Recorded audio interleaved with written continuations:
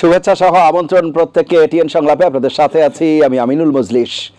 দর্শক, আপনারা জানেন সমসাময়িক ও জনগুরুত্বপূর্ণ বিভিন্ন বিষয় নিয়ে আমাদের আলোচনা অনুষ্ঠান।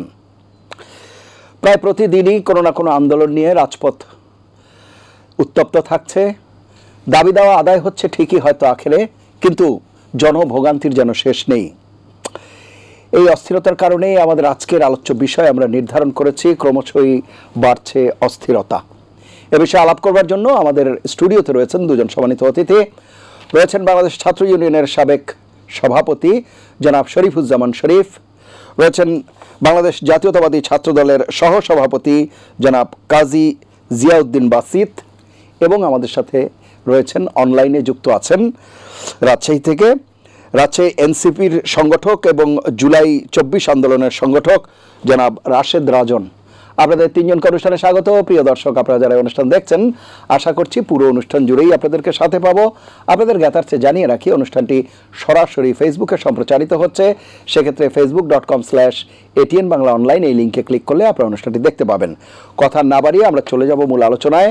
প্রথমেই রাশেদ রাজন, আপনাকে দিয়ে আলোচনা শুরু করছি। আমাদের যে আজকের আলোচ্য বিষয়, ক্রমশই বাড়ছে অস্থিরতা। সার্বিকভাবে যে বিষয়গুলো একের পর এক তৈরি হচ্ছে, দেখা যাচ্ছে দাবি দেওয়া আন্দোলন প্রতিনিয়তই আসছে, জনভোগান্তিও তৈরি হচ্ছে। সার্বিকভাবে পরিস্থিতিগুলো নিয়ে আপনার মন্তব্য শুনব।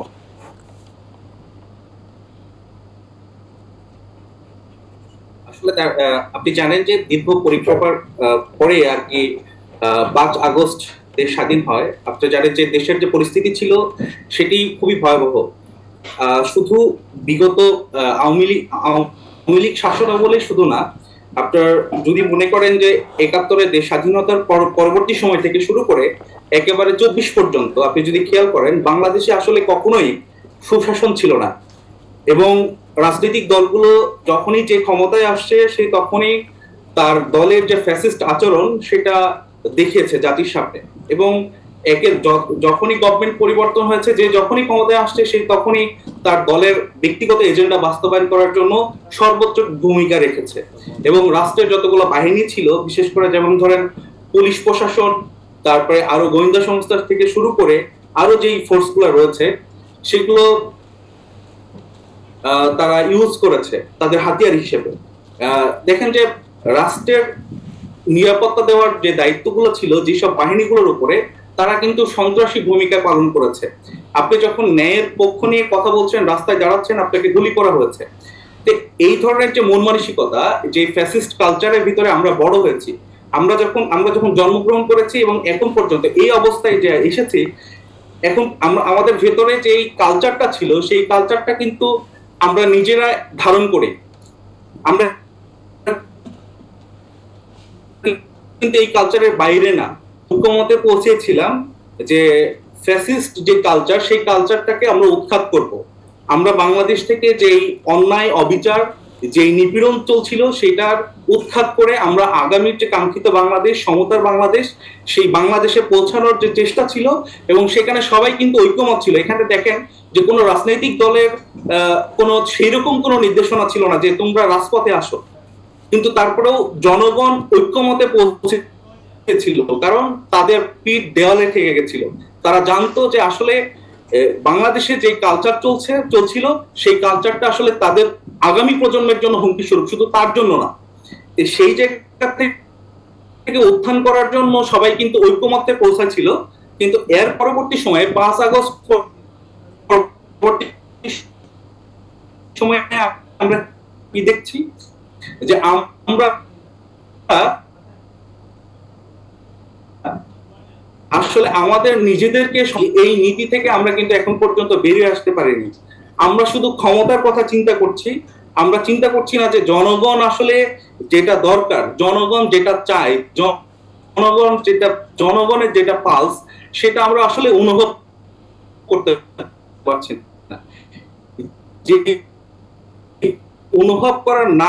অনুভবের সেই আস্থাটুকু এখন পর্যন্ত পাচ্ছে না। আর একটা ব্যাপার হচ্ছে যে এইরকম একটা ফ্যাসিস্ট কালচারের ভিতর থেকে 5 আগস্ট উত্তরণের পরবর্তী সময়ে আমাদের একটা পরিবর্তন দরকার ছিল। সেই পরিবর্তনটা কিন্তু একদিনে পরিবর্তন হবে না। আপনি কালচারের ভিতর বড় হয়েছেন, সেটা তো রাতারাতি চেঞ্জ করা সম্ভব না, এটা সময় সাপেক্ষ। ব্যাপার, এটা প্র্যাকটিসের ব্যাপার। সেই প্র্যাকটিসটা করার যে সময়টুকু দরকার, সেই সময়টা রাতারাতি চেঞ্জ করতে পারছে না। তো এইরকম একটা পরিস্থিতি গভর্নমেন্টের বলা যায় একটা বড় চ্যালেঞ্জ। সেই চ্যালেঞ্জটা মোকাবেলা করার জন্য অবশ্যই প্রচুর পরিমাণে বিচক্ষণতার পরিচয় দিতে হবে গভর্নমেন্টকে। যদিও ইতিমধ্যে দেখেন যে আপনি যেই পুলিশ প্রশাসন দিয়ে রাষ্ট্রের নিরাপত্তা দিবেন, সেই পুলিশ প্রশাসন কিন্তু বিভিন্ন ক্রাইমের সাথে জড়িত। সেখান থেকে যে 5 আগস্টের কোনো থানাতেই কিন্তু কোনো পুলিশ ছিল না, কিন্তু কি হলো যে যখন এই সরকার ক্ষমতা নিল, ক্ষমতা আসার পরে কিন্তু এই পুলিশকে আবার কাজে লাগাতে হচ্ছে। পুলিশের ভেতরে যে হেজিটেশন, পুলিশকে কর্মে ফেরানোর জন্য উৎসাহিত করা লাগছে আমাদের। এইরকম একটা সিচুয়েশনে আসলে বড় ধরনের চ্যালেঞ্জ আমরা ফেস করছি। এই গভর্নমেন্ট মোটামুটি বলা যায় যে আইন শৃঙ্খলা পরিস্থিতি দেখেন যে আগে যেরকম জুলুম, অত্যাচার, নির্যাতন ছিল রাজনৈতিক দলের, সেটা কিন্তু মোটামুটি কমে আসছে। কিন্তু ছোটখাটো যে ব্যাপারগুলো ঘটছে সেটা আমাদেরকে ভাবিয়ে তুলছে। ভাববার ব্যাপার হচ্ছে যে জনগণ এখন মোটামুটি অনেক বেশি সচেতন। এই বিষয়গুলা, এটা হচ্ছে সবচেয়ে কি বলা যায় পরিবর্তনের একটা বড় আশার দিক, যে জনগণ এখন কথা বলে। কারো যদি ন্যূনতম মানবাধিকার লঙ্ঘন হয়, কোথাও যদি অন্যায় হয়, মানুষ যে কথা বলছে, এই কথা বলাটা আসলে আমাদের এই কালচারের যে পরিবর্তনটা আসছে সেটা আমাদেরকে আশা দেখায়। এবং আমরা যে আগামী কাঙ্ক্ষিত বাংলাদেশ চাচ্ছি, সেই কাঙ্ক্ষিত বাংলাদেশের জন্য এটা খুবই গুরুত্বপূর্ণ ভূমিকা রাখবে। অসংখ্য ধন্যবাদ। আমি আবারও আসবো আপনার কাছে, কিন্তু একটি বিষয়ে কি আপনি স্পষ্ট করবেন কিনা। আপনি বলছিলেন যে 5 আগস্ট পরবর্তী সময়ে অনেকের অনেক দাবি দেওয়া দীর্ঘদিনের, যেহেতু আপনি বলছেন যে স্বাধীনতা পরবর্তী যেই সরকারই এসেছে সুশাসনের কম বেশি ঘাটতি সব জায়গায় ছিল, দীর্ঘদিনের একটা বঞ্চনা বা ক্ষোভ আছে মানুষের ভেতর, সেখান থেকে তাদের দাবি দেওয়া নিয়ে রাজপথে নামছে। খুবই স্পষ্ট এবং যৌক্তিক কথা, সেই দাবিটি সেই বিষয়গুলো হয়তো মানাই যেতে পারে। কিন্তু রাজনৈতিক দলগুলো, একটি হচ্ছে এই সরকার, অন্তর্বর্তীকালীন সরকার, তাদের কিছু জুরিডিকশন আছে, তাদের কিছু কাঠামো কর্মপরিধি আছে, তারা হয়তো নির্বাহী ক্ষমতার বাইরে যাবার কথা না, তারপরেও ডেইলি কাজের বাইরেও, দৈনন্দিন কাজের বাইরেও অনেক নীতি নির্ধারণী কাজও তারা করছে, সেটা একটি ভিন্ন আলোচনা।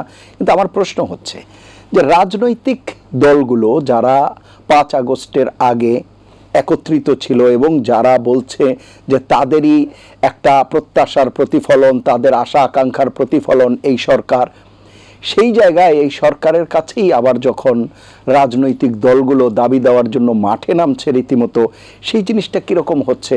যেমন আপনাদের এনসিপির কথাই যদি ধরি, এই যে আওয়ামী লীগ নিষিদ্ধ করার বিষয়ে যখন আপনারা দিনের পর দিন শাহবাগে থাকলেন, আরও অপরাপরা অনেক রাজনৈতিক দলও থাকলো, এই বিষয়গুলো কি আপনার কাছে মনে হয় কিনা যে এইগুলা টেবিলে বসে বা অন্যান্যভাবে সমাধান করা যেত?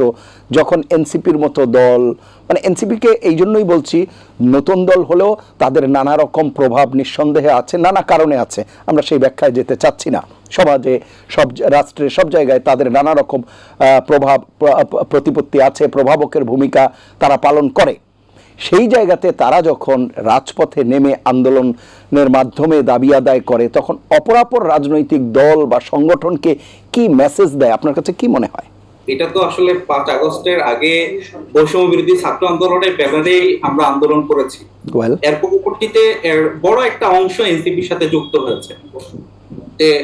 এখানে জনগণের মাস পিপলের একটা কানেকশন আছে এই দলটার প্রতি, যে একটা আস্থারও জায়গা আছে, যে নতুন একটা রাজনৈতিক দল, সেখানে যেই বিগত শাসন আমলগুলোতে পলিটিক্যাল দলের যে আচরণ ছিল, সেই আচরণ থেকে বেরিয়ে এসে নতুন একটা ফরম্যাটে তারা রাজনীতি করবে, এবং সেটা জনগণের জন্য। এখন এখানে অন্য যে রাজনৈতিক দলগুলো যে করছে না, ব্যাপারটা সেরকম না। এখানে রাজনৈতিক দলের যে কালচারটা, সেই কালচারটা আসলে বলা যায় কাইন্ড অফ ফেসিবাদী একটা কালচার। আপনি দেখেন যে রাজনৈতিক দলগুলো মোটামুটি প্রায় পরিবারতান্ত্রিক বলা যায়, যে কিছু মানুষের হাতের মুঠোয় প্রতিটা রাজনৈতিক দল। সেগুলো একটু ভিন্ন আলোচনা, আমি সেই বিষয়ে আসবো। কিন্তু আমি যেটি জানতে চাচ্ছিলাম যে আপনারাও যদি অপরাপর রাজনৈতিক দলের মতো রাজপথে নেমেই এই সরকারের কাছে দাবি আদায় করতে যান, সেটি কতটা যৌক্তিক, শোভন হয়, সেটি একটি বিষয়, আর তার মাধ্যমে কি বার্তা যায়। আমি আসবো আবার আপনার কাছে, আমি একটু শুনে আসি। জিয়াউদ্দিন আছে আমাদের সাথে, জনাব কাজী জিয়াউদ্দিন বাসিত। শুনছিলেন আপনি যে প্রশ্নটি আমি করছিলাম রাশেদ রাজনকে, একই বিষয় যদি আপনাদের ক্ষেত্রেও করা হয়, আমরা জানি যে খুব কাছাকাছি সময়েই ছাত্রদলের দুজন নেতা হত্যাকাণ্ডের শিকার হলেন, নিঃসন্দেহে সেটি দুঃখজনক। সেই বিষয়গুলো নিয়েও আপনারা রাজপথে নামলেন। এরপরে আমরা দেখেছি জগন্নাথ বিশ্ববিদ্যালয়ের যে দাবি দেওয়া সেগুলো নিয়ে রাজপথে, এই সব কিছু। এবং আজকে আমরা যখন কথা বলছি তখন ঢাকা দক্ষিণ সিটি কর্পোরেশনের মেয়রের শপথ নেয়ার জন্য ইশরাক, জনাব ইঞ্জিনিয়ার ইশরাক হোসেনের মেয়র শপথ নেওয়ানোর জন্য যেই দাবি দেওয়া সেগুলো নিয়েও রাজপথে আছে। এবং ওই এলাকার অবস্থা কি আমরা সবাই জানি। এই জিনিসগুলো কেন ঘটছে, মানে এগুলো কি যেই প্রক্রিয়ায় করা হচ্ছে এর বাইরে যেও বিষয়গুলো সুরাহা করা যেত কিনা, বা আরও ধৈর্য, আরও সহনশীলতার পরিচয় দেওয়া যেত কিনা, কিভাবে দেখছেন বিষয়গুলো? ধন্যবাদ আপনাকে, ধন্যবাদ আমার সহ আলোচককে, এবং যারা আজকে এটি বাংলা দেখছেন সবাইকে জানাচ্ছি আমার ব্যক্তিগত পক্ষ থেকে শুভেচ্ছা। বিসমিল্লাহির রহমানির রহিম। আসলে আপনি যে প্রশ্নটা করেছেন, কেন এত আন্দোলন, কেন দাবি দাওয়ার আন্দোলন হচ্ছে, আপনি জানেন যে এই দাবি দাওয়াগুলো মানার জন্য, মেনে নেওয়ার জন্য যেই ধরনের বর্তমান ইন্টারিম গভর্নমেন্টের যেই ধরনের ভাষা বা যেই ধরনের দায়িত্ব থাকা দরকার সেই দায়িত্বগুলো ওভাবে পালন হচ্ছে না, বিধায় কিন্তু এই দাবি দাওয়ায় আসছে। আবার অনেকগুলো অযৌক্তিক দাবি আসছে, যেগুলো হচ্ছে ফ্যাসিস্ট দোসরদের সাথে, দোসররা বিভিন্নভাবে আনস্টেবল করার জন্য একটা কান্ট্রিকে বিভিন্নভাবে রাজনৈতিকভাবে তারা উদ্দেশ্যপ্রণোদিতভাবে আন্দোলন করেছিল। আপনারা দেখেছেন বিভিন্ন সময় রিক্সা আনসারে এই বিভিন্ন লোকজন করেছে। তো সেগুলো কিন্তু একটা দাবি দেওয়া, একটা আন্দোলন। আর যৌক্তিক দাবি দেওয়া, যৌক্তিক আন্দোলন কিন্তু একটা। আপনি আমাকে যে প্রশ্ন করেছেন যে আমাদের পারভেজ হত্যা এবং খুব অল্প সময়ে যে আমাদের শাহরিয়ার আলম সাম্য, ঢাকা বিশ্ববিদ্যালয় এফ রহমান হলের সাহিত্য প্রকাশনা বিষয়ক সম্পাদক, তাকে নির্মমভাবে তার বিশ্ববিদ্যালয়ে চুরিকাঘাত করে হত্যা করা হয়েছে। সেই হত্যার এখন পর্যন্ত যারা আসল হত্যাকারী তাদের কিন্তু গ্রেপ্তার করা হয়নি। আমরা দেখেছি যে 3 জনকে গ্রেপ্তার করা হয়েছে, এবং সেই 3 জনকে যে আইন শৃঙ্খলা রক্ষাকারী বাহিনী গ্রেপ্তার করা হয়েছে তাদেরকে 1 লক্ষ টাকা পুরস্কার দিয়েছে। তার মানে প্রশাসন কি বোঝাচ্ছে যে ওরাই প্রকৃত দোষী, ওদেরকে ধরা হয়েছে, বিচার তাহলে কার্যক্রম চলবে। কিন্তু প্রকৃতপক্ষে আমরা বলছি এরাই প্রকৃত দোষী, যে সেটা আমরা কিভাবে বুঝবো? কারণ একটা ঢাকা বিশ্ববিদ্যালয়ের মতো একটা বিশ্ববিদ্যালয় অরক্ষিত অবস্থায় আছে, একটা সুরক্ষিত ক্যাম্পাস থাকা উচিত। সেই জায়গায় প্রশাসন নিঃসন্দেহে আমরা বলবো যে ব্যর্থ। এই কারণে কিন্তু এই আন্দোলন, সাম্যর হত্যার দাবিতে কিন্তু আন্দোলন কিন্তু আমাদের চলমান। আগামীকালকে আমাদের কর্মসূচি আছে। তো আমরা এখন পর্যন্ত এই সাম্য কিন্তু শুধু একজন রাজনৈতিক কর্মী না, সাম্য হচ্ছে ঢাকা বিশ্ববিদ্যালয়ের একজন শিক্ষার্থী, তার উদ্দেশ্যে একজন ছাত্র, তার উদ্দেশ্যে একজন মানুষ। কিন্তু সেই সাম্যকে হত্যা করার পরবর্তী সময়ে আমরা কিন্তু দৃশ্যমান এনসিপি বলুন, অন্যান্য সংগঠন বলুন, বা আপনি বিশ্ববিদ্যালয় প্রশাসন তেমন একটা উদ্বেগ প্রকাশ করতে দেখিনি। বরং উল্টা সাম্যর হত্যাকে অন্য খাতে প্রবাহিত করার লক্ষ্যে কিন্তু তারা বিভিন্নভাবে গুপ্তভাবে অনলাইনে বট বাহিনী কাজ করছে। এই কার্যক্রমগুলো কিন্তু অব্যাহত রাখছে অন্যান্য রাজনৈতিক দল। আমরা এই সাম্য জুলাই আগস্টের একজন সংগঠক। এই সাম্যর স্লোগানে তখন ঢাকা বিশ্ববিদ্যালয় আন্দোলন জোরালো হতো। এই সাম্য স্লোগানে জুলাই আগস্টের যে আন্দোলন হয়েছিল, যে ছাত্র জনতার বিপ্লব হয়েছে, সেই বিপ্লবে কিন্তু এই সাম্য কিন্তু ভূমিকা রেখেছে, অপরিসীম ভূমিকা রেখেছে। সেই সাম্যকে নিয়ে আজকে পর্যন্ত এনসিপি তেমন কোনো ধরনের উদ্বেগ আমরা দেখিনি। তাহলে এনসিপির কিন্তু বা তখনকার বৈষম্য বিরোধী ছাত্র আন্দোলনের কিন্তু সমন্বয়কদের মধ্যে কিন্তু 2 জন এখনো বর্তমান সরকারে আছে। তারা কিন্তু শুধু তারা না, আর যতজন উপদেষ্টা পরিষদের সদস্য আছে, এই সাম্যদের স্লোগানের বিনিময়ে, এই সাম্যদের গামের বিনিময়ে এবং শহীদদের রক্তের বিনিময়ে কিন্তু বর্তমান সরকারও তেমন উদ্বেগ প্রকাশ করেন সাম্য হত্যার জন্য। তাহলে দাবি দেওয়া আন্দোলন কি চলবে না? আন্দোলন চলাটা কি স্বাভাবিক নয়? পরবর্তী আপনি পারভেজ হত্যা হয়েছিল আমাদের ছাত্রদলের ছাত্রনেতা, সেই পারভেজ হত্যার এখন পর্যন্ত সুনির্দিষ্ট কোনো ধরনের তদন্ত এখনো প্রকাশিত হয়নি। এখন পর্যন্ত পারভেজ হত্যার বিচার কার্যক্রম ঠিকমতো শুরু হয়নি। সেই ক্ষেত্রে এটা তো একটা গড়িমসি ব্যাপার হয়ে যাচ্ছে যে ছাত্রদলের সবচেয়ে, বাংলাদেশে কোনো ছাত্র সংগঠনের যদি রক্তের দাম কম হয়, সেটা ছাত্রদলের রক্তের দাম কম। কারণ আমরা অতীতে 16 বছর ফ্যাসিস্ট আমলে দেখেছি ছাত্রদল গুম হয়েছে, খুন হয়েছে, বিভিন্নভাবে নির্যাতনের শিকার হয়েছে, পঙ্গুত্ব বরণ করেছে, চোখ হারিয়েছে এবং বিভিন্নভাবে বিকলাঙ্গ হয়ে গেছে। কিন্তু ছাত্রদলই কিন্তু গত 16 বছর আন্দোলনরত ছিল। তারা 10 দিন, 20 দিন বা 36 দিনে কিন্তু কোনো আন্দোলন তারা মানে ছিল না। তারা কিন্তু আন্দোলনরত থেকে কিন্তু 16 জুলাইয়ের পর থেকে বেগবান করার লক্ষ্যে সবচেয়ে বেশি কার্যকরী ভূমিকা পালন করেছে। আপনি বিভিন্ন মাধ্যমে, বিভিন্ন মিডিয়ায় যখন আপনি খুঁজবেন, ছাত্রদলের প্রায় 500, বিএনপির টোটাল 500-র অধিক নেতাকর্মী কিন্তু শাহাদাত বরণ করেছে এবং ছাত্রদলের 150-এর উপর শাহাদাত বরণ করেছে। এই স্ট্যাটিস্টিক্সগুলো কি প্রমাণ নয় যে ছাত্রদলের রক্তের বিনিময়ে কিন্তু বর্তমান সরকার? তো আন্দোলন এবং দাবি দেওয়া চলবে। আপনি আরেকটা কথা তুলে এনেছেন আমাদের ইশরাক মেয়র ইশরাক সাহেবের। আপনি জানেন 2009 সালে সিটি কর্পোরেশনের ধারা 10 এবং 11 অনুযায়ী কিন্তু ইশরাক হোসেনকে কিন্তু আদালত রায় দিয়েছে মেয়র হিসেবে, এবং সেই রায়টা নির্বাচন কমিশন ট্রাইব্যুনাল কিন্তু দায়িত্ব নিয়েছে এবং পরবর্তী সময়ে সেটাকে আপনার গেজেট আকারে প্রকাশ করবে মন্ত্রণালয়ে পাঠিয়েছে। সেটা কেন গড়িমসি হচ্ছে? আজকে আমরা দেখতে পাচ্ছি যিনি ছাত্র বৈষম্য বিরোধী আন্দোলনের তখনকার সমন্বয়ক ছিল আসিফ মাহমুদ, উনি আজকে অনেকগুলো কথা বলেছেন, 10টা দফা দিয়েছেন। ওনার 10টা দফার মধ্যে আমি বলবো, প্রথম দফা উনি চান না জনতার মেয়র ইশরাক হোসেন শপথ গ্রহণ করুক, এবং 10 নম্বর দফা হচ্ছে মানে এই সরকার চায় না। আর বাকি যে 8টা দফা আছে, 8টা কথা বলেছেন উনি, বাকি 8টা হচ্ছে অজুহাত। তো আমরা মনে করব, আমরা বিশ্বাস করব যে আপনি জানেন যে ইতিমধ্যে আমার চট্টগ্রাম সিটি কর্পোরেশনের মেয়র ডক্টর সাদাত হোসেন কিন্তু আমূল পরিবর্তন এনেছেন চট্টগ্রাম সিটি কর্পোরেশন, এবং আপনি স্ট্যাটিস্টিক দেখলে দেখবেন এবং বিভিন্ন মিডিয়াতে আসছে ওনার কার্যক্রমগুলো কত সুন্দর হচ্ছে, এবং উনি একজন মেয়র হিসেবে নাগরিকদের জন্য কতটা সুযোগ সুবিধা সৃষ্টি করছেন। সেই জায়গায় আবার আপনি যদি উত্তর সিটি কর্পোরেশনের বিএনপি মনোনীত যেই মেয়র ছিলেন তাবিদ আউয়াল সাহেব, উনি কিন্তু বাফুর দায়িত্ব নেওয়ার পর্যন্ত বাফু কিন্তু আমূল পরিবর্তন ঘটেছে। তো ঠিক তেমনি ঢাকা দক্ষিণ সিটি কর্পোরেশনে যদি আদালতের রায় অনুযায়ী ইঞ্জিনিয়ার ইশরাক হোসেন দায়িত্ব গ্রহণ করতো, তাহলে কিন্তু ইশরাক হোসেনের কার্যক্রমের দ্বারা, সে তো অলরেডি জনতার মেয়র, জনগণই তাকে চায়, এই কার্যক্রম থেকে বিএনপি জনপ্রিয় হয়ে যাবে। বিএনপির এই যে নেতৃত্ব দৃশ্যমান হবে সাধারণ মানুষের মাঝে, এবং আগামী নির্বাচনে একটা প্রভাব ফেলবে।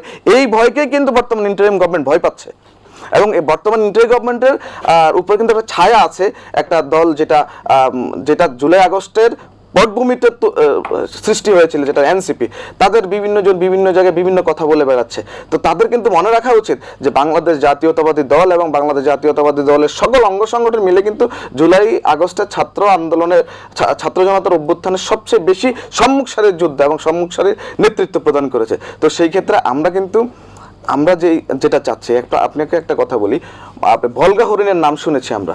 ভলগা হরিণের কিন্তু সিংওয়ালা হরিণ, তারা কিন্তু নিজেরা ফাইট করে পরবর্তীতে কিন্তু বাঘের শিকার হয়, সিংহের শিকার হয়। কিন্তু তো আমরা কিন্তু এখন এই জুলাই আগস্টের ছাত্র জনতার গণ অভ্যুত্থানের মিত্র শক্তিগুলো কিন্তু উইলিংলি, ওনার এনসিপি কিন্তু খোঁচা মারছে। আমরা কিন্তু খুবই সহনশীল, খুবই ধৈর্য। আসবো আবার আপনার কাছে, এবং যে বিষয়টা আপনি বলছিলেন জনাব ইশরাক হোসেনের, সেটি কিছু আইনি জটিলতাও রয়েছে, যেহেতু রিট করা হয়েছে, সেগুলোর চূড়াহা হওয়ার হয়তো ব্যাপার আছে।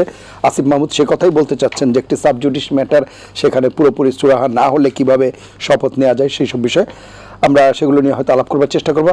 আসছি জনাব শরীফুজ্জামান শরীফ, শুনছিলেন আপনি দুজন ছাত্রনেতার বক্তব্য। আপনাকে ধন্যবাদ, দর্শক শ্রোতাদেরকে ধন্যবাদ, সাথের আলোচকদেরকে শুভেচ্ছা। আপনি ফোকাসটা করতে চাচ্ছেন কোন জায়গাটায়, যে জনদুর্ভোগ এই জায়গাগুলোতে মেইনলি সেটি, এবং এই যে দাবি দাওয়াগুলো যে নিয়ে আসা হচ্ছে, আমার মেইন ফোকাস হচ্ছে যেটি আমি রাশেদ রাজনকেও প্রশ্নটা করেছিলাম, যে এই দাবি দাওয়াগুলো সরকারের কাছ থেকে রাজপথে কেন আদায় করতে হবে, সেটি হচ্ছে মূল বিষয়। সেটি দিয়ে কোন মেসেজ দেয়া হয়? ধন্যবাদ। জি, প্রথম জায়গাটা হচ্ছে যে আমরা যে সমাজে বসবাস করছি, সমাজটা সম্পর্কে খুব বিস্তৃত ব্যাখ্যা করার প্রয়োজন নেই। জাস্ট দুদিন আগের একটা ঘটনার ভেতর থেকে আপনি রিয়েলাইজ করতে পারবেন। হাওর অঞ্চলে এক ভদ্রলোক, তিনি স্বেচ্ছায় বেওয়ারিশ যে লাশ অথবা অসহায় মানুষের কবর খুঁড়তেন, এবং তার সারা জীবনে তিনি 350 মানুষের কবর খুঁড়েছেন, এবং এটার জন্য একটা পয়সাও নেননি। তো এই কবর খুঁড়তে যাওয়ার জন্য খরচ কেউ দিতেন না। তার একটা ঘোড়া ছিল, তিনি কয়েকদিন আগে অসুস্থ ছিলেন, তার প্রতিবেশীরা ঘোড়াটি মেরে ফেলে দিয়েছে। যে মানুষটা, আমার ধারণা এই ধরনের একটা মানুষ পৃথিবীর অন্য কোথাও যদি জন্মাতেন এবং এই সার্ভিসটা দিতেন, রাষ্ট্র তাকে অ্যাওয়ার্ড দিত। আমাদের সোসাইটি, তার অ্যাটিটিউডটা দেখা গেল, সেই সোসাইটিতে বসবাস করে সবাই খারাপ আমি এটি বলছি না, কিন্তু কতগুলো ঘটনার ভেতর থেকে আপনার সোসাইটির সম্পর্কে একটা মেসেজ আপনি পেয়ে যান। আজ থেকে বছর দুয়েক আগে সমকালে আমার একটা লেখা বেরিয়েছিল, শিরোনাম ছিল নন্দ ঘোষেরা যে সব কারণে ঢাকায় আসে। আমাদের এই শহরের যত ধরনের সমস্যাগুলো আছে, আমরা সাধারণত নির্দিষ্ট কয়েকটা শ্রেণীর মানুষের উপরে চাপিয়ে দিই। ঢাকা শহরে যানজট কেন? ঢাকা শহরের যানজট হচ্ছে রিকশার জন্য। আমরা হাঁটতে পারি না কেন? হকারের জন্য। কিন্তু এর যে ম্যানেজমেন্টের যে জায়গাটা, এবং এই মানুষগুলো যে কেন শহরে আসে এটা আমরা কিন্তু কখনোই বিবেচনায় আনিনি। ঢাকা শহরে শাহবাগ আটকে, পল্টন আটকে মিছিল মিটিং না করা হলেও আপনার জনদুর্ভোগ কমার কোনো সুযোগ নেই। কেন সুযোগ নেই? আপনার টোটাল ব্যবস্থাটা হচ্ছে রাজধানী কেন্দ্রিক, শহর কেন্দ্রিক। শিক্ষা থেকে ভিক্ষা প্রত্যেকটি কাজই হচ্ছে শহর কেন্দ্রিক। আপনার নামের পেছনে মোহাম্মদ আছে, বিসর্গটি পড়েনি, এটি সংশোধন করার জন্য আপনার সেই ওই পটুয়াখালী থেকে আপনাকে জাতীয় বিশ্ববিদ্যালয়ে আসতে হয়, শহরে আসতে হয়। আপনার স্কুলের শিক্ষক, মাদ্রাসার শিক্ষক, তার কোনো একটা কাজের জন্য আপনার শিক্ষা ভবনে আসতে হয়। আমরা এই যে সভ্যতা, মানুষের কাছে সার্ভিসটা পৌঁছে দেওয়ার জন্য সারা পৃথিবী নানা ধরনের উদ্যোগ গ্রহণ করছে, তখন আমাদের সব কিছু শহর কেন্দ্রিক। আমরা 2-3 বছর আগে একটা দীর্ঘ লড়াই করেছিলাম। সেটি কেন জানেন? বেইলি রোডে সরকারের একটা নার্সারি ছিল, সরকারের একমাত্র নার্সারি বেইলি রোডে, এবং এই নার্সারিটার থেকে সরকারের যে যত প্রতিষ্ঠানগুলো আছে তারা এখান থেকে গাছ নিত এই সরকারি নার্সারির থেকে। সরকার সিদ্ধান্ত নিল পার্বত্য চট্টগ্রাম উন্নয়ন বোর্ড করার জন্য বেইলি রোডে এই নার্সারি জায়গাটাকে তারা ব্যবহার করবে, এখানে তারা ভবন করবে। আমরা বললাম যে আপনি পার্বত্য চট্টগ্রাম উন্নয়ন বোর্ড করবেন, আপনার তো এটা ঢাকায় করার দরকার নেই, বেইলি রোডে দরকার নেই, এটার ফোকাসটা যেহেতু পার্বত্য অঞ্চল, আপনি সেখানে নিয়ে যান। এবং তার জন্য রাস্তায় আমাদেরকে লড়াই করতে হয়েছে, আইনি লড়াই করতে হয়েছে, এবং নিদারুণভাবে শেষ পর্যন্ত রাষ্ট্রের এই যে আগ্রাসী মনোভাবের কাছে আমরা হেরে গেছি। সেখানে সেই নার্সারির উপরে এখন সুরম্য অট্টালিকা। আচ্ছা, হাওর উন্নয়ন বোর্ড, যেটা কাজ হচ্ছে হাওর অঞ্চলের ডেভেলপমেন্টের কাজ, তার সদর দপ্তর কেন আপনার গ্রিন রোডে থাকতে হবে? আপনার বিভিন্ন কোস্টাল এটা নিয়ে যারা কাজ করে তাদেরকে কেন? কারণ হচ্ছে এখানকার যারা কাজ করেন, এই প্রতিষ্ঠানগুলোতে যারা চাকরি করেন, কর্মকর্তা যারা, তাদের সবার ইচ্ছা হলো ছুটির দিনে তার স্ত্রী নিউ মার্কেটে শপিং করতে যাবেন, তার ছেলেটা হয় নটরডেমে অথবা ভিকারুন্নিসায় পড়বে। শহরের যে সুযোগ সুবিধাগুলো তিনি এই সুযোগ সুবিধাগুলো আপনি ভোগ করার জন্য অল্টারনেটিভ কতগুলো ভাবনা পরিকল্পনা করতে পারেন, কিন্তু আমাদের রাষ্ট্রের যারা পলিসি মেক করে তাদের ভাবনায় আসেনি। শরীফুজ্জামান শরীফ, আপনি যে প্রসঙ্গগুলো উল্লেখ করেছিলেন সেগুলো তো দীর্ঘদিনের সমস্যা। আমরাও সেই ডিসেন্ট্রালাইজেশন বা বিকেন্দ্রীকরণের কথা বলি, সবসময় বলে আসছি, কিন্তু এটি তো দীর্ঘদিনের সমস্যা। কিন্তু তা সেই সমস্যার উপরে আবার যখন এই জায়গাটা আসছে, জি প্লিজ, আমাদের সমাজের মধ্যে একটা দম বন্ধ করা অবস্থায় ছিল। মানুষের সমস্যা নিয়ে এটি কিন্তু বলা যাবে না। এই যে বৈষম্যের কথা আমরা বলছি, বৈষম্য কিন্তু আছে, ছিল। ওয়াসার এমডি আমাদের এই ভবনে বসতেন, তাকসিমে খান, তার নানা রকমের সুযোগ সুবিধা মিলিয়ে মাসে তিনি তুলতেন সরকারের কাছ থেকে প্রায় 8.5 লাখ টাকা। আর এই দেশে একজন চা শ্রমিক 140 টাকা 115 টাকা বেতন পান, প্রতিদিন মজুরি পান। তো এই ধরনের একটা বৈষম্যের মধ্যে চা শ্রমিক যদি এসে বলে যে আমার জীবনটাকে একটু যাতে কষ্ট করে বেঁচে থাকতে পারি সেই ধরনের একটা ব্যবস্থা করেন, নিশ্চয়ই আমি তার উপরে অমানবিক আচরণ করব না। একজন রিক্সাওয়ালা যদি বলে যে আমাকে আপনি যখন তখন যেভাবে এই শহর থেকে বের করে দিচ্ছেন, অথচ আপনি সকালবেলা ঘুম থেকে ওঠার পর এই শহরে প্রথম যে মানুষটাকে দেখেন, যে মানুষটার প্রতি আপনার দরদের থেকে ঘৃণাটা বেশি, কে? সিটি কর্পোরেশনের সুইপার। আমরা কয়জন মানুষ সেই সুইপার কলোনিতে যদি যাই, আমাদের যদি এক গ্লাস পানি খেতে দেয়, আমরা পানি খেতে চাইব না। অথচ এই শহরটাকে বাসযোগ্য করার জন্য প্রথম দায়িত্বটা পালন করে সেই সুইপাররা, আমাদের ভাবনার মধ্যে আসে না। আচ্ছা, ওই সুইপার যদি আপনি যদি যান, এই যে মেয়র তাপস যখন ছিল, এই সুইপার কলোনি দখল করা নিয়ে, উচ্ছেদ করা নিয়ে যুদ্ধ করতে হয়েছে আওয়ামী লীগ এবং প্রশাসনের সাথে, আমরা সেখানে ছিলাম। তো এই জায়গাগুলো এই জায়গাটায় কিন্তু রাজনৈতিক দলগুলো যে গভর্নমেন্ট ক্রিয়েট করে, আপনি জগন্নাথ বিশ্ববিদ্যালয় নিয়ে গত কয়েকদিন ধরে ঢাকায় এটা নিয়ে সড়কের শৃঙ্খলা অন্যান্য অনেক আলোচনা হয়েছে। আচ্ছা, আপনি তো তাদেরকে প্রতিশ্রুতি দিয়েছিলেন যে তোমাদের দাবি দাওয়াগুলো আমরা মেনে নেব, আপনি সেই প্রতিশ্রুতি কেন রক্ষা করলেন না? আপনি তো রক্ষা করলেন যখন তারা 3 দিন অবরোধ করে রাখলো, সবকিছু অচল করে দিল, এবং যার আগে আপনি তাদেরকে দমন করার জন্য সাউন্ড গ্রেনেড মারলেন। যদিও তার কিছুদিন আগে আর একজনদের জন্য আপনি গোলাপের পাপড়ি ছেটালেন, আমি ওটি এক সাইডে রেখে দিলাম। কিন্তু এই জগন্নাথ বিশ্ববিদ্যালয়ের শিক্ষার্থীরা, এই গণ অভ্যুত্থানের চ্যাম্পিয়ন যারা, তাদের অংশ, তারা যখন এলো আপনি সাউন্ড গ্রেনেড মারলেন তাদের উপরে, কোনো অসুবিধা নেই, মারলেন।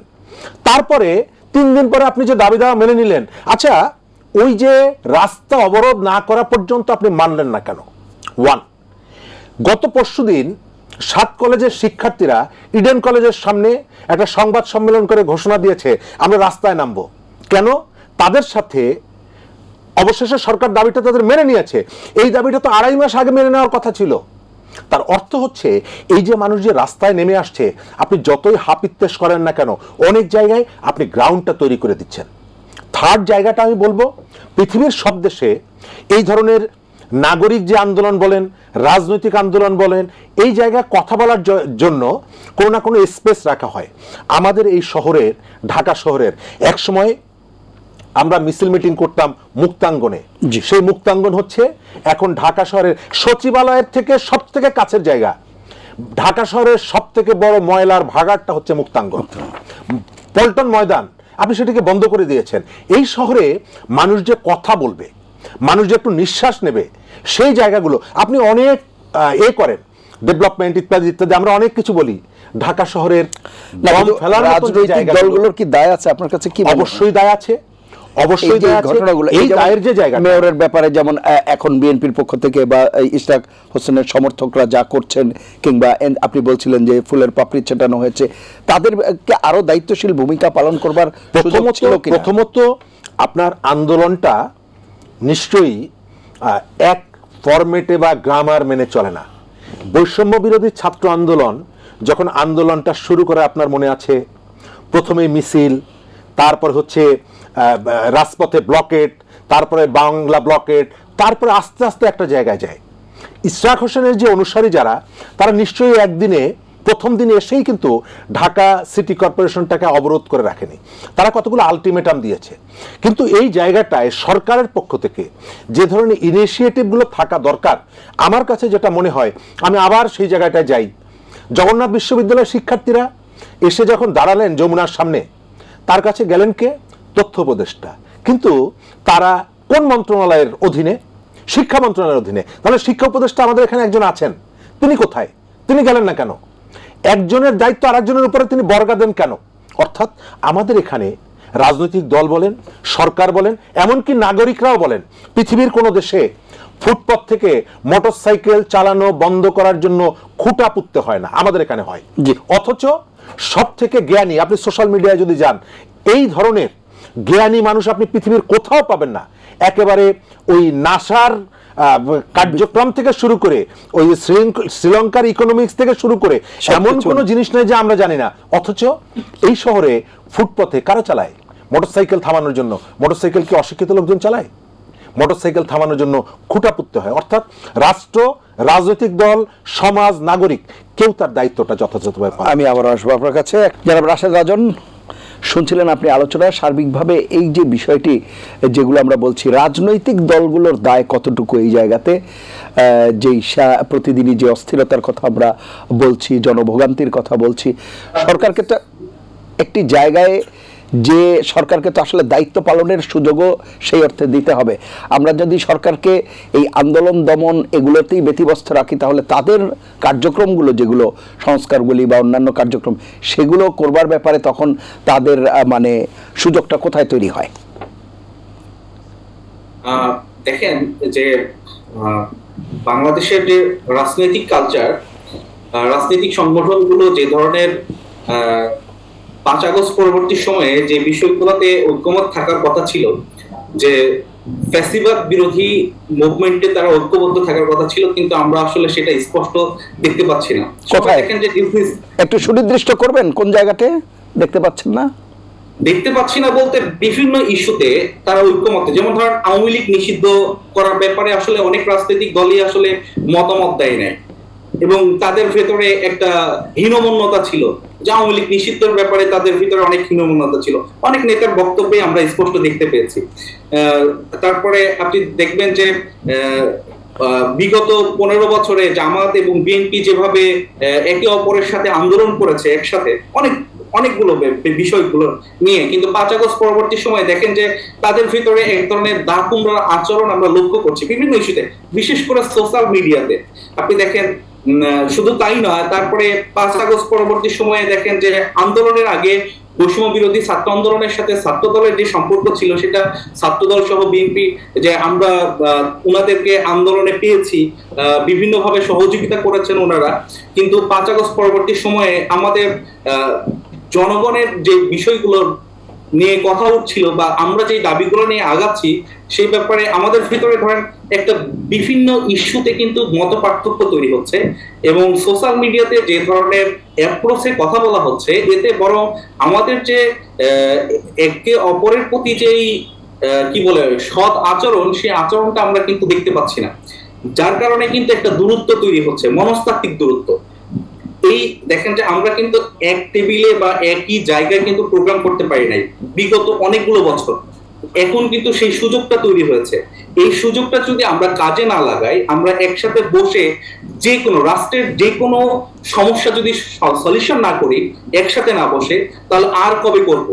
দেশটা আর কতদিন, কত বছর, দেশের কত বছর বয়স হলে আমরা আসলে একসাথে বসে চা খেতে পারবো সব প্রতিটা মুহূর্ত?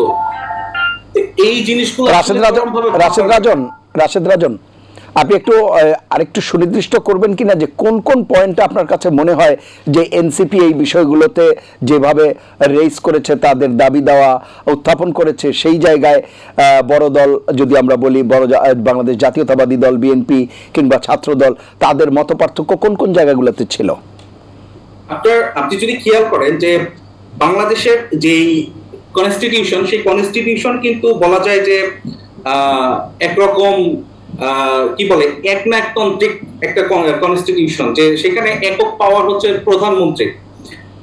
ক্ষমতার যে ভারসাম্য, সেটা কিন্তু বাংলাদেশের সংবিধান যেটা ফ্যাসিস্ট আচরণের জন্য বা ফ্যাসিস্ট শাসন ব্যবস্থা কায়েম করার জন্য যথেষ্ট একটা সংবিধান, সেই সংবিধান সংস্কারের ব্যাপারে কিন্তু অনেকেই এটাতে ভিন্ন মত পোষণ করেছে। ইভেন বিএনপি যে প্রধানমন্ত্রী যে ক্ষমতা কমানোর ব্যাপারে বা প্রধানমন্ত্রী এবং রাষ্ট্রপতির যে ক্ষমতার ভারসাম্য করা উচিত, সেই ব্যাপারে কিন্তু একটা তাদের স্পষ্ট কোনো বক্তব্য আমরা এখন পর্যন্ত দেখি নাই। তারপরে আপনি যদি খেয়াল করেন যে আওয়ামী লীগ বিএনপি তো আমাদের ছাত্র দলের ভাই কিন্তু স্বীকার করেছেন যে বিগত শাসন আমলে তারা বিভিন্ন ধরনের নির্যাতন, গুম, খুন এবং হত্যার শিকার হয়েছেন। কিন্তু আওয়ামী লীগ নিষেধের ব্যাপারে ওনাদের যে ভয়েস যেটা হওয়ার কথা ছিল, যে জোরালো ভয়েস, আমরা কিন্তু সেটা স্পষ্টভাবে দেখতে পাই না।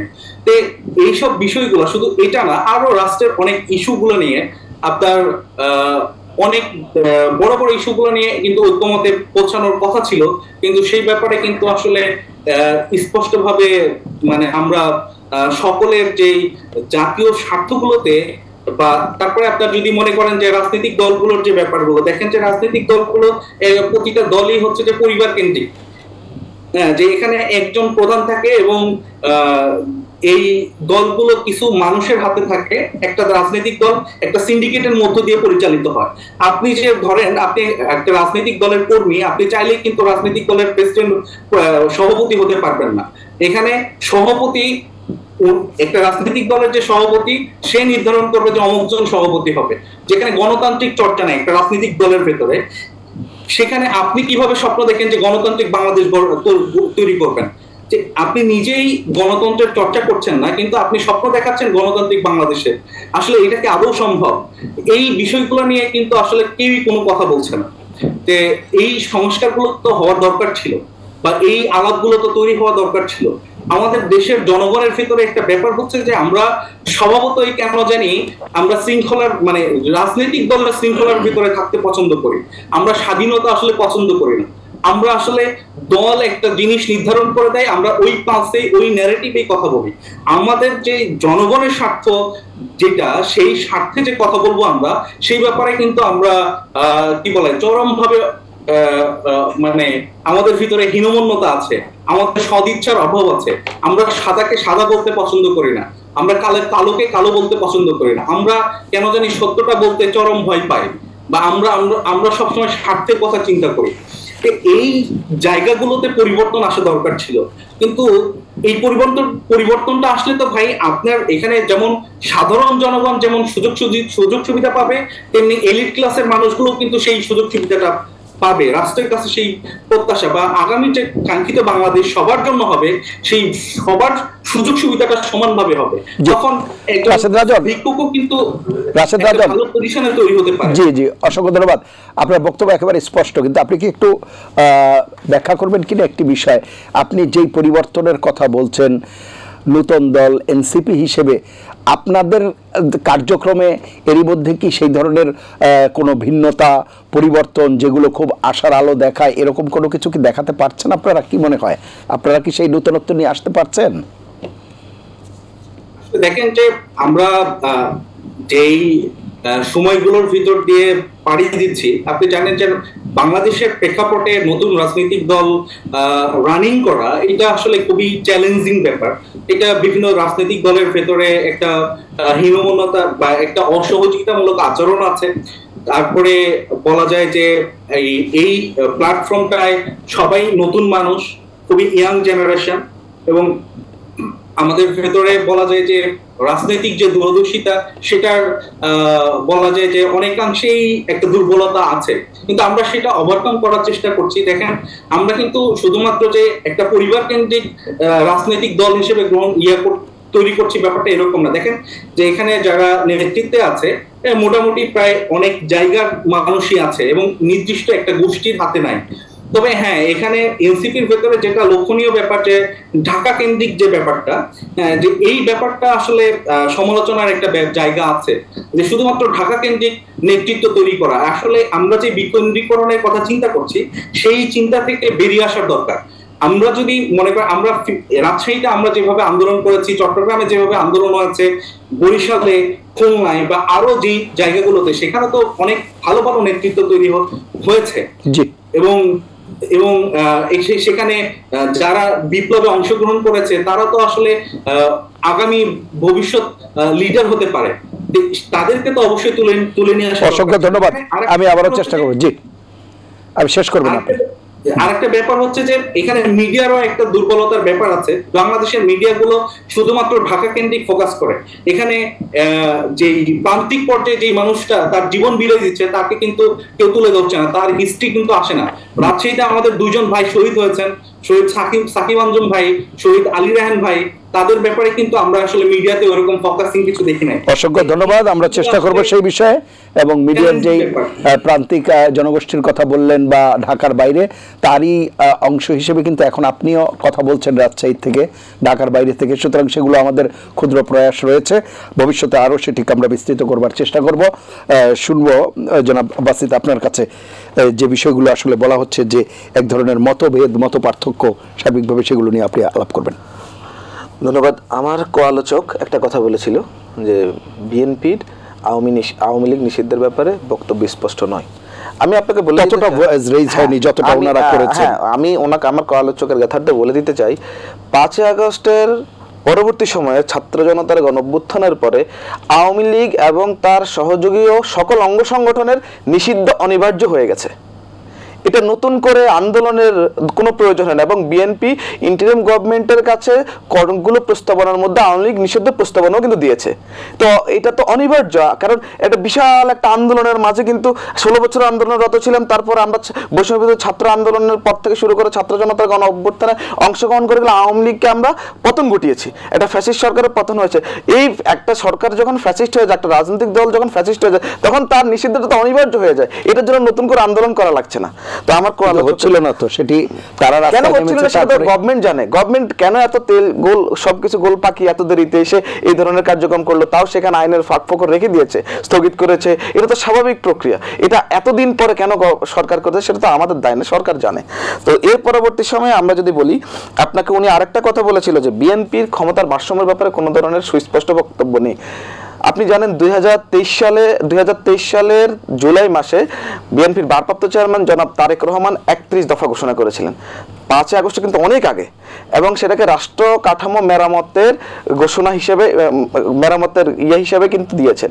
এই 31 দফাতে সুস্পষ্টভাবে লেখা আছে যে একজন ব্যক্তি প্রধানমন্ত্রী পরপর 2 বার হতে পারবে না। আপনি কিন্তু যে 31 দফা যদি আমি জানি আপনারা গণমাধ্যমে এগুলো ভালোভাবে স্টাডি করেছেন, দেখবেন এটাকে একটা জাতীয় জীবন, একটা বাংলাদেশের জীবন একটা চার্টার হিসেবে কিন্তু নেওয়া যায়। তো সেই ক্ষেত্রে আমি আমার আলোচককে অনুরোধ করবো আপনি 31 দফাটা একটু স্টাডি করবেন। সেখানে বাংলাদেশে সকল শ্রেণী পেশার মানুষের কথা কিন্তু বলা আছে, সকল পর্যায়ের মানুষের কথা বলা আছে। এর পরবর্তীতে আমি আমার আরেকজন আলোচক যে জগন্নাথ বিশ্ববিদ্যালয়ের আন্দোলনের কথা বলেছে, আমি একজন জগন্নাথ বিশ্ববিদ্যালয়ের শিক্ষার্থী এবং গর্বিত শিক্ষার্থী হিসেবে আমি এখনো আছি ওখানে, আমার রিসার্চে। তো সেই জায়গায় আমি বলবো জগন্নাথ বিশ্ববিদ্যালয়ের যৌক্তিক আন্দোলন এসেছিল, একটা কিন্তু যৌক্তিক আন্দোলন কিন্তু অনেকগুলো হয়েছে, যৌক্তিক অযৌক্তিক। কিন্তু তো যৌক্তিক আন্দোলন জগন্নাথ বিশ্ববিদ্যালয়ে এসেছিল যমুনা বরাবর একটা স্মারকলিপি দিবে, সেখানে কি হয়েছে সাউন্ড গ্রেনেড করে হামলা করে শিক্ষার্থীদের 50 জনের অধিক শিক্ষার্থী আহত হয়েছে। আমি নিজে ঢাকা মেডিকেলে ছিলাম, আমি ওখানে শিক্ষার্থীদের আমার বিশ্ববিদ্যালয় আমার শিক্ষার্থীদের ওখানে গিয়ে আমি চেষ্টা করেছি যে চিকিৎসা সেবা নিশ্চিত করতে। তো সেই জায়গার মধ্যে আবার কেউ যদি একটা অনিবার্য জিনিস নিয়ে আন্দোলন করে, সেখানে একটা শান্তির বিস্তার ঘটানোর জন্য সরকার কাজ করে, তাহলে তো আমরা বৈষম্য এখনই দেখতে পাচ্ছি। সেক্ষেত্রে এবং আমি আপনাকে আরেকটা বিষয় সুস্পষ্ট বলতে চাই, বর্তমান সরকার কিন্তু ছাত্র জনতার গণ অভ্যুত্থানের পরবর্তী সরকার। এই সরকার কিন্তু মূলত যদি আমরা ধরে নিই তাহলে কিন্তু ওনারা কিন্তু একটা সুন্দর সুনির্দিষ্টভাবে নির্বাচন এবং কিছু জায়গায় ফ্যাসিবাদ সরকারের যারা আচরণ করেছিল সে পতিত সরকারের দোষরদের এবং পতিত সরকারের নেতৃবৃন্দদেরকে বিচার কার্যক্রম করা। আমরা কিন্তু 9 মাসেও এরকম সুনির্দিষ্ট কোনো ধরনের রোডম্যাপ এখন পর্যন্ত দেখিনি। আমরা শুনছি আপেক্ষিক ঘটনা যে ডিসেম্বরও হতে পারে, জুন জুলাইতে হতে পারে, এরকম একটা সুস্পষ্ট বক্তব্য কিন্তু চাই। কারণ সরকারের দায়িত্ব, বর্তমান সরকার যেভাবে এসেছে সেই দায়িত্বটাই হচ্ছে কিন্তু একটা এত রাষ্ট্র পরিচালনা করে সকল রাজনৈতিক দাবি দাওয়া পূরণের লক্ষ্যে না, একটা সুনির্দিষ্ট লক্ষ্য আছে। সেই সুনির্দিষ্ট লক্ষ্য বাস্তবায়নের জন্য রোডম্যাপ এখন পর্যন্ত দেয়নি। এই কারণে দিন দিন আমার মনে হচ্ছে একজন রাজনৈতিক কর্মী হিসেবে দিন দিন এরকম দাবি দেওয়া আসবে। আওয়ামী লীগ কিন্তু অহরহ মিছিল করে যাচ্ছে, কেন, কি কারণে? আমাদের প্রশাসনের দুর্বলতার কারণে। আমার কোয়ালোচকে আগের বক্তব্যে বলেছিলেন যে অনেককে যারা পুলিশ রাষ্ট্রযন্ত্র ছিল তাদেরকে দিয়ে আবার পুনরায় অনেক দায়িত্ব দিতে সরকার হিমশিম খাচ্ছে।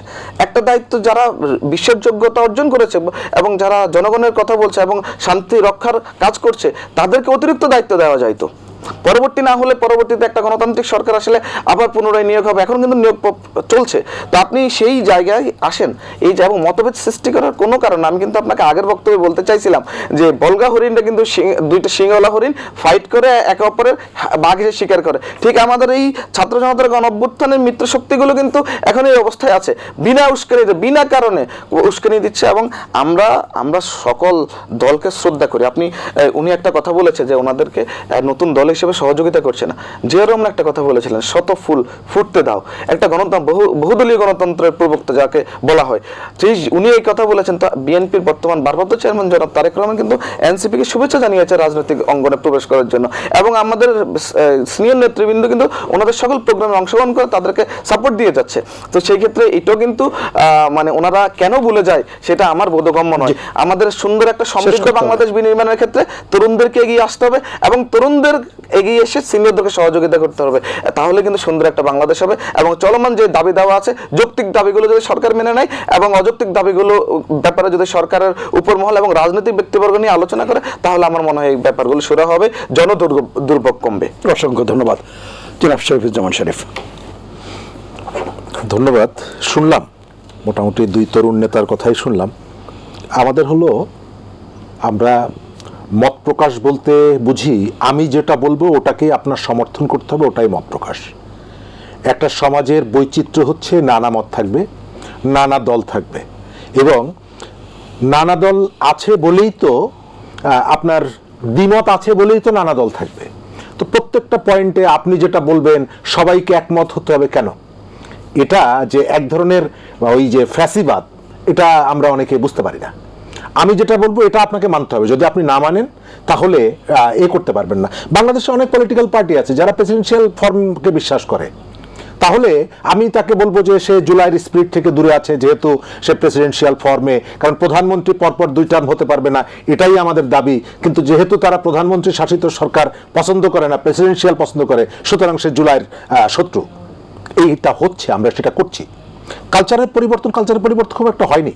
আমি এনসিপি নিয়ে কথা বলবো না এই কারণে, আমি আগ্রহ প্রকাশ করি না অনেক সময়, কারণ আমি এই কারণে যে তারা এখন পর্যন্ত রাজনৈতিক দল হয়ে ওঠার জায়গায় এখনো আসেনি, প্রক্রিয়াধীন আছে, এখনো একটা প্রক্রিয়াধীন আছে। তবে কতগুলো বিশ্ববিদ্যালয়ের শিক্ষার্থী, ব্রাইট স্টুডেন্ট, তারা একটা মহৎ উদ্দেশ্য সামনে রেখে একটা দল গঠন করেছে।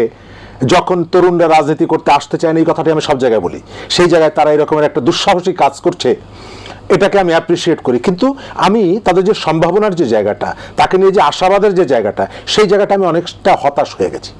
আমরা যে কালচারের কথা বলছি না, আমরা বিশ্ববিদ্যালয়ে আমার অনেক দিনের অভিজ্ঞতা আর কি, আমার কালচারের খুব বেশি পরিবর্তন আমি দেখছি না।